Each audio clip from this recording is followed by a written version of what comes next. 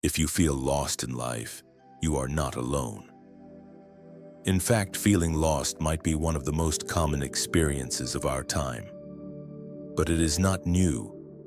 It is not a modern problem. It is a human one.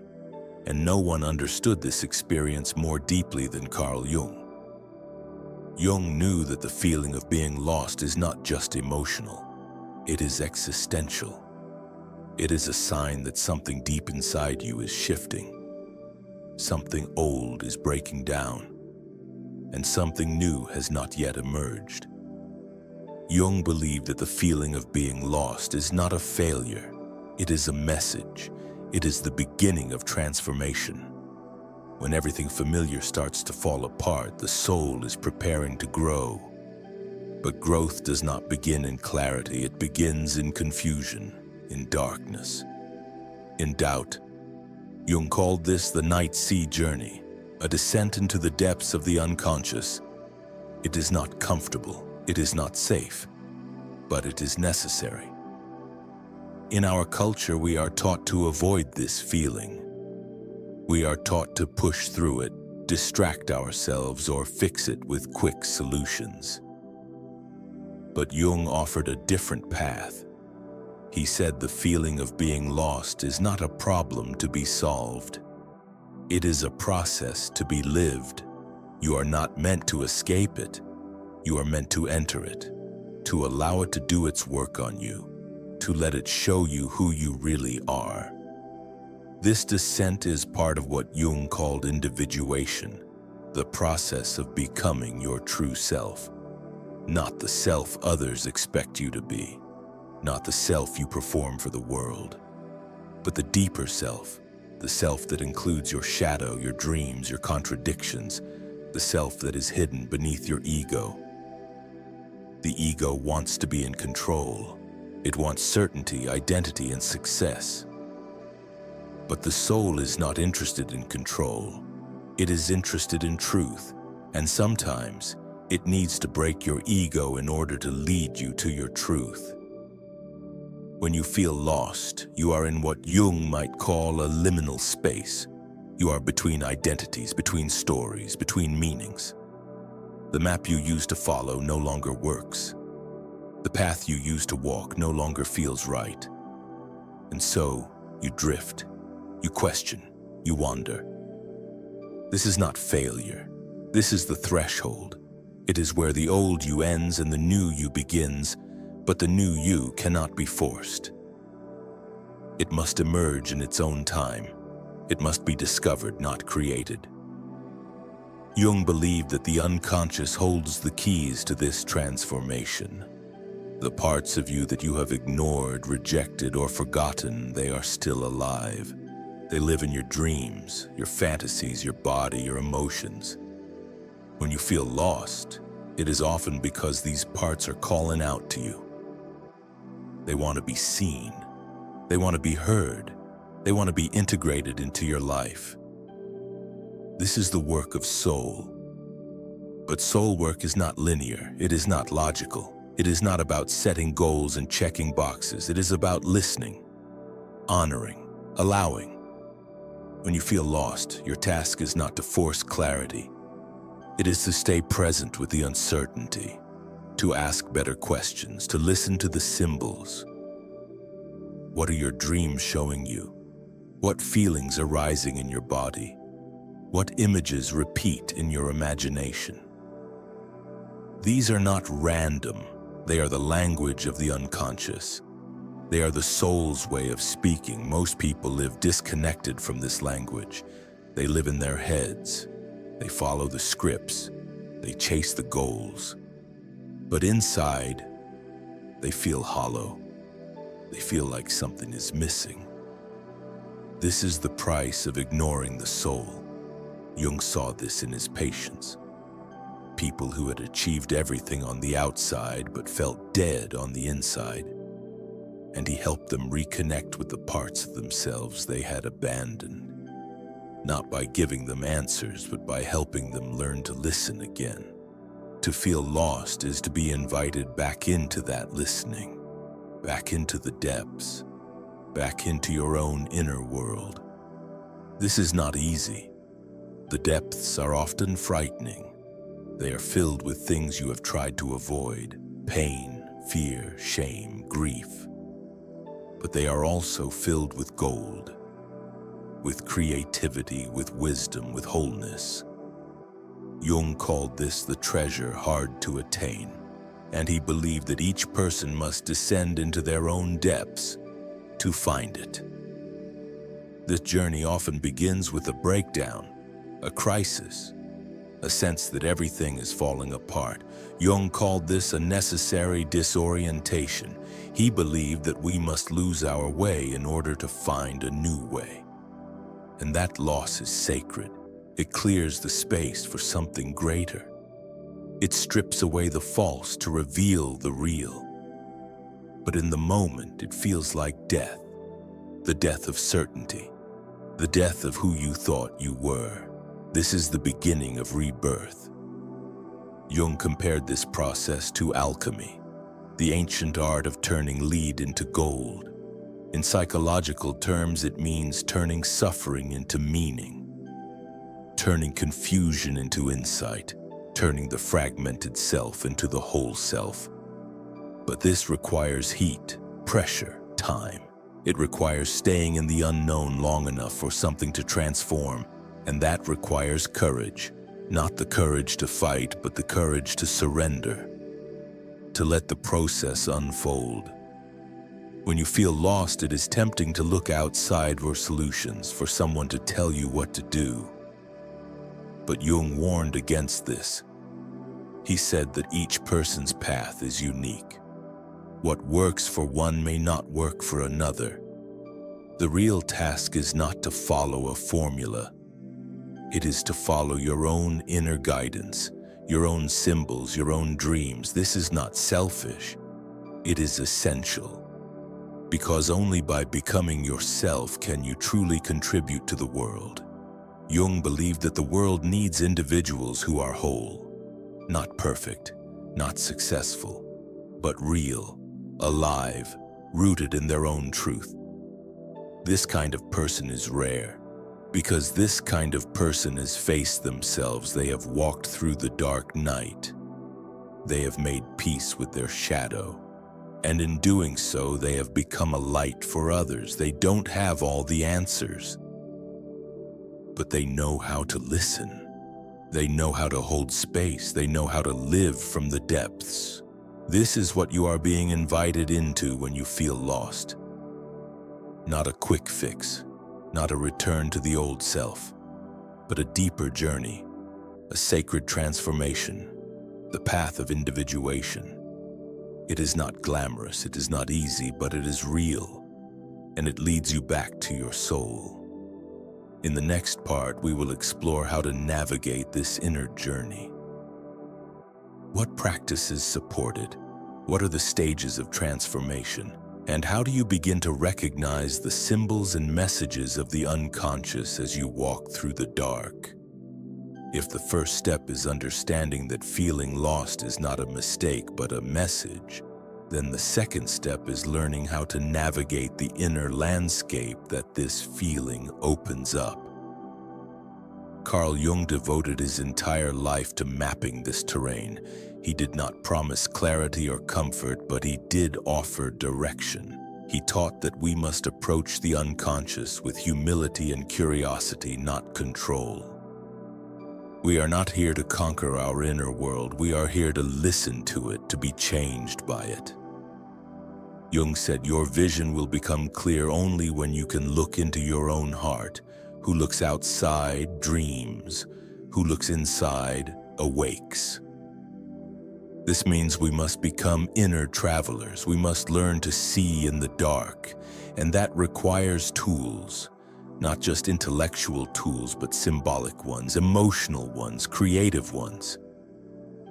The language of the unconscious is not words and logic. It is images, stories, archetypes, dreams. These are the signposts on the inner path. One of the most powerful tools Jung recommended was dream work. Dreams, he believed, are not meaningless. They are communications from the unconscious. When we ignore them, we ignore ourselves. When we pay attention to them, we open a door to deeper wisdom. The dream is a mirror. It shows us what our conscious mind cannot see. It reflects our fears, our desires, our wounds, our longings, but it does so in symbolic language. So we must learn to read this language. Start by writing down your dreams, even fragments, even single images. Then ask yourself, what might this represent in my life? What part of me is being shown here? Don't analyze too quickly. Let the image speak. Let it sit in your awareness. Over time, patterns emerge, symbols return, meaning begins to form. This is not about finding the right interpretation. It's about building a relationship with your unconscious. And that relationship is healing. Another vital practice is active imagination. Jung developed this method as a way to engage directly with the unconscious. It involves allowing a symbol or image, perhaps from a dream, a memory, or a fantasy, to unfold in your mind. You don't control it, you don't script it, you simply watch. Listen, enter the scene. You might write a dialogue between yourself and a figure from a dream. You might paint what you see, you might act it out. The goal is not art. The goal is encounter. This is how you learn to dialogue with your soul. Jung believed that these inner figures, whether they appear as animals, strangers, gods, or monsters, are parts of you. They are aspects of your psyche that have been split off or ignored. By giving them form, by letting them speak, you begin to integrate them. This is shadow work. The shadow is not evil. It is everything you have repressed or denied. It includes your fears, yes, but also your talents, your joy, your vitality. When you reject the shadow, you live a half-life. When you embrace it, you become whole. The process of integration is not instant. It unfolds in stages. Jung saw this as a kind of psychic alchemy. First, there is nigredo, the blackening, the breakdown. This is when you feel lost, confused, empty. It is a necessary dissolution of the false self. Next comes albedo, the whitening, the emergence of insight. You begin to see new possibilities. You glimpse your true self. Then rubedo, the reddening, the embodiment. You begin to live the truth you have discovered. You act from your soul. But this cycle repeats again and again. It is not linear, it is spiral. Each descent brings deeper insight. Each return brings more integration. This is the rhythm of transformation, and you cannot rush it. You must learn to trust the process, even when it's dark, especially when it's dark. In the modern world, we are taught to avoid these dark places. We are taught to stay in control, to stay productive, to stay happy. But this leads to a kind of soul starvation. People become shells of themselves. They achieve much but feel little. They are busy but empty. Jung saw this everywhere, and he knew the cure was not more effort but more depth. Not more control but more surrender. To feel lost is to be invited into the depths, not to escape life but to meet it more fully. This is not about retreating from the world, it's about returning to it with more awareness, with more soul. As you do this work, you begin to see the world differently. You begin to see others differently. You recognize that everyone is carrying something. Everyone is walking their own labyrinth. And this creates compassion. Jung also emphasized the importance of myth. He believed that we are all living stories, whether we know it or not. When you feel lost, it may be because the story you were living has ended, and the new one has not yet begun. You are between narratives, between selves. In this space, myths can guide you. They offer archetypal patterns. They remind you that you are not alone. Others have walked this path before you. The story of the hero's journey, for example, mirrors the individuation process. There is a call, a refusal, a descent into the unknown, trials, allies, revelations, and finally a return with gifts to share. This is not just a fantasy. It is a psychological truth. You are the hero of your own story, and the trials you face are not punishments. They are initiations. They are shaping you into who you are meant to be. This shift from victim to participant, from passive to active, is crucial. Jung taught that we must take responsibility for our own inner lives. No one can walk this path for us, but that does not mean we must walk it alone. We need mirrors. We need witnesses. Therapy can be a sacred space for this work. So can friendships. So can solitude. What matters is not the form, but the depth of engagement, the willingness to show up even when it's hard. And it will be hard. There will be resistance. There will be fear. The ego does not let go easily. It clings to what is known. But if you stay with the process, if you keep listening, something will shift. A new voice will emerge, not the loud voice of the ego, but the quiet voice of the soul. It will not shout, it will whisper, but it will feel true, and that truth will guide you. The feeling of being lost is the soul's way of calling you home. Not home in the external sense, but home to yourself, to your center, to your essence. This is not a place you find. It is a place you remember. It is who you were before the world told you who to be, and it is still there, waiting, underneath the noise. In part 3, we will go deeper into what it looks like to live from this center. How do you embody your inner truth in daily life? What does it mean to act from soul rather than ego? And how does this change the way you relate to the world around you? Now that we've explored why the feeling of being lost is not a mistake, but an invitation, and how to begin navigating the inner journey through Jung's concepts of dream work, shadow integration, and individuation, we must now face the next question. What does it mean to live from this new place? What happens when you begin to find yourself not as a fixed identity, but as a living, breathing expression of the soul?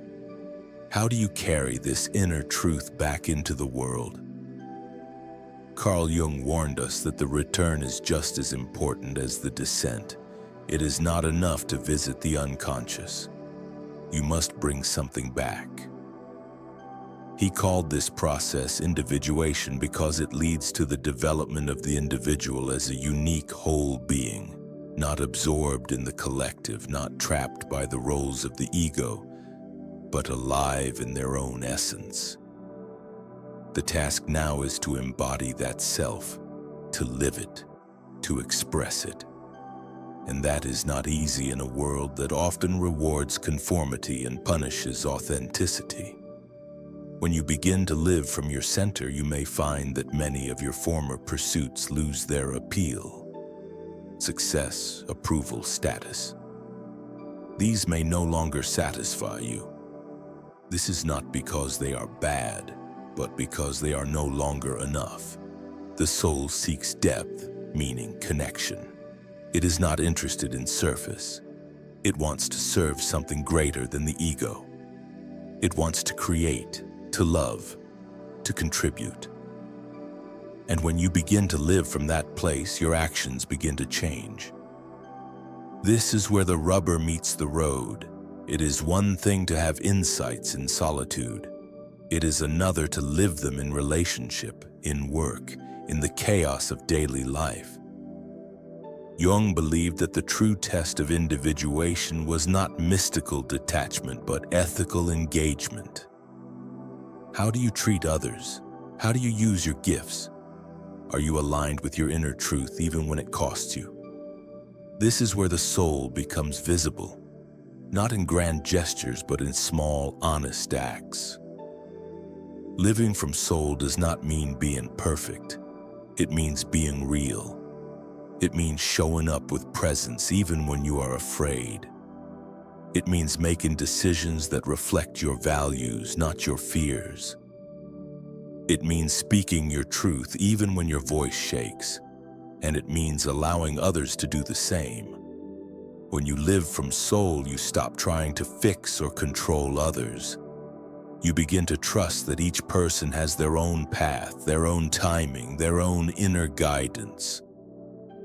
This creates a new kind of relationship, not based on dependency but on presence, not on roles but on realness, and it creates a new kind of life, a life that may look quieter on the outside but feels deeper on the inside. Jung did not believe that everyone was meant to be famous or rich or celebrated, but he did believe that everyone was meant to be whole.